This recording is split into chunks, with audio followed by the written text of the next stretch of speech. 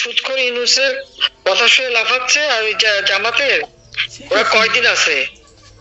জি আপা। সামনে আর 1 মাস থেকে কিনা দেখো। আপা আমার চিনছেন, আমি ছাত্রলীগের যুগ্ম আহ্বায়ক গোপালগঞ্জ সদরের আপা। হ্যাঁ, আপা আপনাকে খুব মিস করতেছি আপা। আপা দেশের অবস্থা তো খুবই খারাপ আপা। খুবই খারাপ। সবার উপরে শুরু করছে এখন খুন করা। আপা আর ওই যে আজকে গতকালকে রাতে তো আপনার পার্টি অফিস থেকে 6 জনকে গ্রেপ্তার করছে, মানে গোপালগঞ্জের পার্টি অফিস থেকে আপা। আপনি নিউজ জানেন কিনা আপা? আমরা তো বাড়িতে ঘুমাইতে পারতেছি না আপা। এটা প্রশাসন খুব মানে খারাপ করতেছে, যৌথ বাহিনী অভিযান করতেছে আপা, এই অবস্থা। হ্যাঁ, ওখানে তো একজন শিবির আর একজন হলো ছাত্র দল, তাদেরকে বসাইছে এখন গোপালগঞ্জে। জি আপা, এটা আসলে গোপালগঞ্জের এখন আপা আমার আমার আসলে আপনার সাথে অনেকদিন ধরে কথা বলার ইচ্ছা ছিল, বাট আপনি ধরছেন, অনেক ধন্যবাদ আপা। আর